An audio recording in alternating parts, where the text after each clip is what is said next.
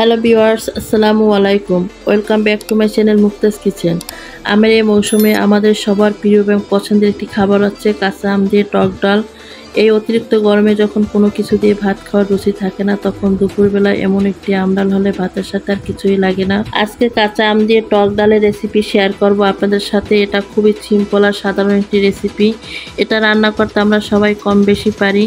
তো আশা করছি বন্ধুরা আমার আজকের এই রেসিপিটিও আপনাদের কাছে ভালো লাগবে। তাহলে চলুন রেসিপিটি দেখে নিই। আম ডাল রান্না করার জন্য এখানে নিয়েছি আমি মেজারমেন্ট কাপের 1 কাপ মুসুরি ডাল। এবারে ডালটাকে আমি পানি পাল্টি কয়েকবার ধুয়ে নিচ্ছি। পানিটা পাল্টে আমি কয়েকবার ধুয়ে নিয়েছি। এবার এই ডালগুলোকে আমি একটা পাত্রে নিয়ে নিচ্ছি। এবার এর ভিতরে দিয়ে দিচ্ছি আমি 2-3টা কাঁচামরিচ, দিচ্ছি একটা পেঁয়াজ কুচি, এবার দিয়ে দিচ্ছি ছোট সাইজের একটা রসুন কুচি করে। এবার এই ডালটা সিদ্ধ করার জন্য 3 কাপ পানি দিয়ে দিচ্ছি। এবার পানির সাথে সবকিছু আমি খুব ভালো করে মিশিয়ে নিচ্ছি। ডালটা পানির সাথে খুব ভালো করে মিশিয়ে নিয়েছি। এখন প্রথম পর্যায়ে হাই হিটে ডালটা সিদ্ধ করে নিচ্ছি। কিছুক্ষণ পর ডালটা যখন ফুটে উঠবে তখন ডালটা আমি নাড়াচাড়া করে দিচ্ছি। আর চুলার তাপটা এই পর্যায়ে মিডিয়াম করে দিব। 15-20 মিনিটের মতো জাল করে ডালটা আমি সিদ্ধ করে নিয়েছি। আমার এই ডালটা পুরোপুরি সিদ্ধ হয়ে গেছে। এবার ডাল ঘুটনি দিয়ে ডালটা আমি ঘুটে নিচ্ছি। এই ডাল ঘুটনি দিয়ে আপনারা ডালটা যতটা বেশি ঘুটে নেবেন তত বেশি গলে যাবে ডালটা, আর খেতেও ভালো লাগবে। ডালটা আমি খুব সুন্দরভাবে ঘুটে নিয়েছি। এবার এর ভিতরে দিয়ে দিচ্ছি মেজারমেন্ট কাপের 3 কাপ পানি। আমি এখানে 3 কাপ পানি ব্যবহার করছি, তবে আপনাদের পরিমাণ বুঝে পানিটা ব্যবহার করবেন।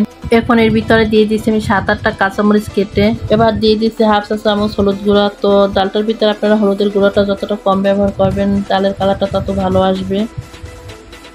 প্রথম পর্যায়ে আমি কোনো লবণ ব্যবহার করিনি, তাই এখানে আমি এখন দিয়ে দিচ্ছি স্বাদ মতো লবণ। সব কিছু দিয়ে এখন আমি খুব ভালো করে নাড়াচাড়া করে মিশিয়ে নিচ্ছি। তো আমি এখানে কোনো মরিচের গুঁড়াটা ব্যবহার করব না, কারণ এখানে আমি কাঁচা মরিচটা ব্যবহার করেছি, তাই ডালে গুঁড়ো মরিচটা ব্যবহার করার কোনো দরকার নেই বা প্রয়োজন নেই। এবার চুলার আঁচটা হাইতে রেখে ডালটা আমি বলক ওঠা পর্যন্ত অপেক্ষা করব। তো ডালটা বলক হতে থাকে, এর মাঝে আমি ডালের জন্য আমটা কেটে নিচ্ছি। আম ডালের জন্য এখানে আমি 2টা আম নিয়েছি। আমটা আমি একটা পিলার দিয়ে খোসাটা ছাড়িয়ে নিয়েছি। খোসাটা ছাড়িয়ে আম দুটো আমি লম্বা করে কেটে নিয়েছি। আম ডালের জন্য আমি আমটা কেটে নিয়েছি। এদিকে ডালটা খুব ভালো করে ফুটে উঠেছে। ডালটা যখন ফুটে উঠবে তখন আমি আমগুলো দিয়ে দিব।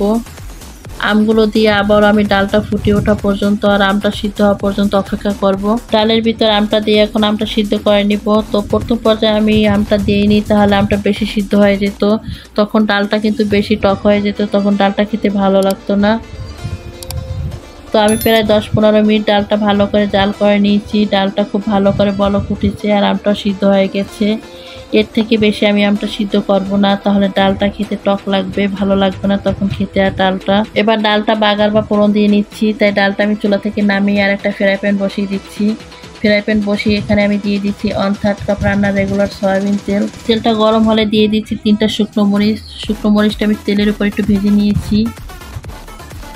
মরিচটা ভেজে নিয়ে এখন দিয়ে দিচ্ছি আমি 3টা পেঁয়াজ কুচি আর দিয়ে দিচ্ছি একটা রসুন কুচি। এখন পেঁয়াজ আর রসুনটা আমি গাঢ় বাদামি করে ভেজে নিচ্ছি। যখন পেঁয়াজ আর রসুনটা এমন গাঢ় বাদামি কালার হয়ে আসবে তখন দিয়ে দিচ্ছি আমি হাফ চা চামচ পাঁচফোড়ন আর দিয়ে দিচ্ছি আমি হাফ চা চামচ আস্ত জিরা। তবে আপনারা যদি পাঁচফোড়ন আর জিরাটা ডালের খেতে না চান তাহলে না দিলেও হবে, তবে আমার ডালের ভিতরে পাঁচফোড়নের ফ্লেভারটা কিন্তু খুব ভালো লাগে, তাই আমি দিয়েছি। পাঁচফোড়ন আর জিরাটা আমি 15 থেকে 20 সেকেন্ডের মতো ভেজে নিয়েছি। ভেজে নিয়ে এখন ডালের ভিতরে আমি বাগারটা দিয়ে দেব। বাগারটা ডালের ভিতরে দিয়ে ডালটা খুব ভালো করে মিশিয়ে নিচ্ছি। মিশিয়ে নিয়ে এখন এখানে দিয়ে দিচ্ছি আমি ধনিয়া পাতা কুচি। এবার আবার সব কিছু আমি ভালো করে ডালের সাথে মিশিয়ে নিচ্ছি। এখন এই ডালটা আমি একবার ফুটিয়ে নেব। ডালটা একবার ফুটিয়ে নিয়ে আমি চুলা থেকে তুলে নিচ্ছি। ডালটা খুবই সুন্দরভাবে ফুটে উঠেছে। এবার ডালটা আমি চুলা থেকে নামিয়ে নিচ্ছি। এরই মাঝে হয়ে গেল খুবই সাধারণ সিম্পল আম দিয়ে টক ডাল। তো আপনারা চাইলে এইভাবে আম ডালটা রান্না করতে পারেন। আমি যেভাবে আম ডাল রান্না করি সেভাবে আজকে আমি আপনাদের সাথে শেয়ার করেছি। এই গরমে এভাবে আম ডাল রান্না করে খেতে খুবই ভালো লাগে। তো বন্ধুরা, আজকে আমার এই আম ডাল রান্নাটা আপনাদের কাছে কেমন লেগেছে সেটা অবশ্যই আমাকে কমেন্ট করে জানাবেন। আর আমার এই রেসিপিটি যদি কোনো অংশে আপনাদের কাছে এতটুকু ভালো লেগে থাকে তাহলে অবশ্যই লাইক শেয়ার করে দেবেন। আর আমার চ্যানেলটি যদি সাবস্ক্রাইব করা না থাকেন অবশ্যই সাবস্ক্রাইব করে আমার পাশে থেকে যাবেন। পাশে থাকা বেল আইকনটা অন করে দিবেন যাতে আমি এরকম নিত্য নতুন সহজ সুন্দর ভিডিও আপলোড দেওয়ার সাথে সাথে ভিডিওটি দেখার জন্য আপনাদের কাছে সরাসরি নোটিফিকেশন চলে যায়। আজকে পর্যন্তই, সবাই ভালো থাকবেন, সুস্থ থাকবেন, সবাই সবার জন্য দোয়া করবেন। আল্লাহ হাফেজ।